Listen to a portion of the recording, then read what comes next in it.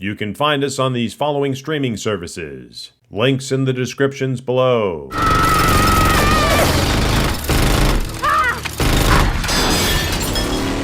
I thought, why not drop another book-to-film review with this classic whose plot has been replicated more times than a Blade Runner character. The Most Dangerous Game short story by Richard Connell from back in 1924 is not the only well-treaded tale. Turns out author Robert Sheckley admitted pulling ideas from that novel, creating his own dystopian short story called The Seventh Victim from 1953. So when a movie adaptation was afoot, the title for this 60s Italian campy, colorful, and comedic pop art aesthetic and romantic comedy thriller vibe was changed.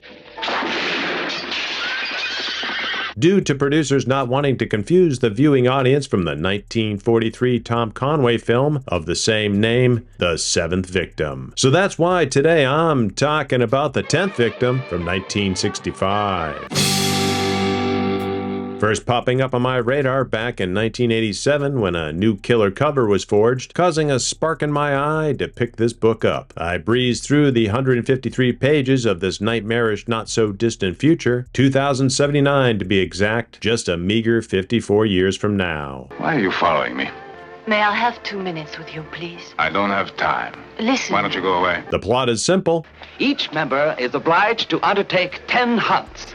5 as a hunter, 5 as a victim. I also quickly snatched up Sheckley's 2 sequels, Hunter Victim and Victim Prime, which are original works not tied to the film, unlike the 66 to 87 novel. Never realizing at the time that Sheckley wrote this 10th Victim as the film's novelization at the request of Ballantine Books to capitalize on the film's release. He worked from the screenplay, not the short story, with a closer alignment to the film. Starring Marcello Mastroianni as the depressed, comic-reading Marcello Paletti, the victim who's out of cash and finally getting a divorce after years of waiting for the paperwork, only for his mistress pining on the sidelines, waiting for his detachment to be fulfilled. I've been waiting for the annulment for years, and now you arrive on the scene. You're not going to ruin everything for me. He in turn claims to be looking for something a little deeper. Making a little extra cash, he took on a side gig as a cult leader whose followers chill out at sunset vigils by the sea, while protesters from just outside a clear plastic barrier hurl fruits and vegetables, which all seems to be part of the show. He meanders through his existence, eventually finding out that he's now being hunted by the gorgeous Ursula Andress, the sultry, sexy, insatiable, and pervasive hunter, Caroline Meredith.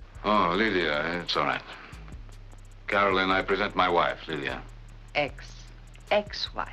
Who's fresh off her 9th kill as a victim, taking out her hunter in what can be described as a kitten den. Her target being eliminated by her infamous bullet bra, parodied in later films such as Austin Powers and Machete Kills. The differences between the short story, film, and novelization vary, with The Seventh Victim siding more into the darkly satirical, introspective, and minimalist, focusing on psychological irony, with a tone more serious yet witty, culminating in a grim twist. Whereas the film, director Elio Petri prioritizes visual style and 1960s cultural satire, with consumerism and media over the story's philosophical depth with pop art flair. In the short story, names and positions of the characters have changed, whereas in the film and later novelization, they are more matched. After Caroline's 9th kill, she is approached by a corporate sponsor who wants to televise her final kill of Marcello in epic fashion, so much as to even book a sponsor named Ming T. I'm Morton DeWitt, Miss Meredith, president of the Ming Tea Company of San Francisco. Ming Tea?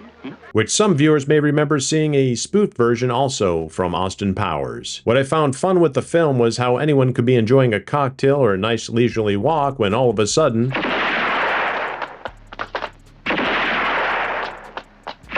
then your day is perhaps ruined by all these distractions. Marcello is confronted with this firsthand after leaving the Hunter headquarters to pick up his prize money, which had already been poached by his soon-to-be ex-wife. This is where reality for the viewer hits like an anvil. Don't stop. Please keep kissing me.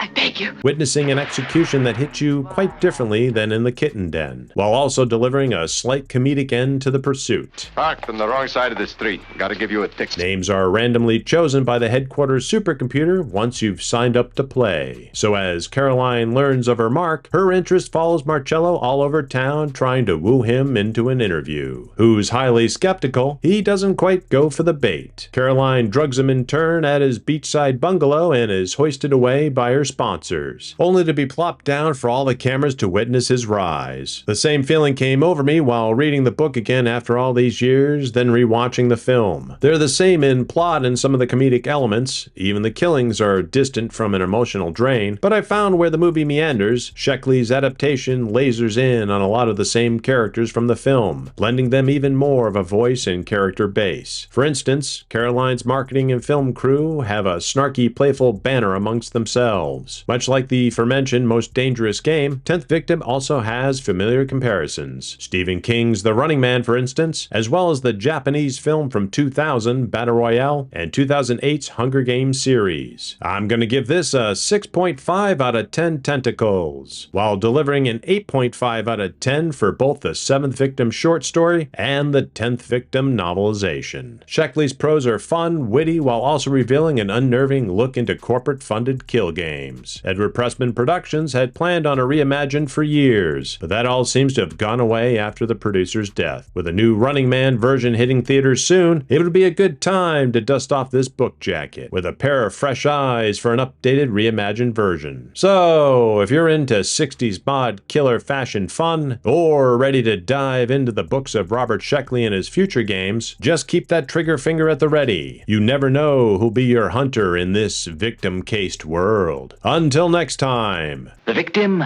shall not be told who his hunter is. Thank you to our YouTube members and everyone out there for your continued support. And Hail Cthulhu!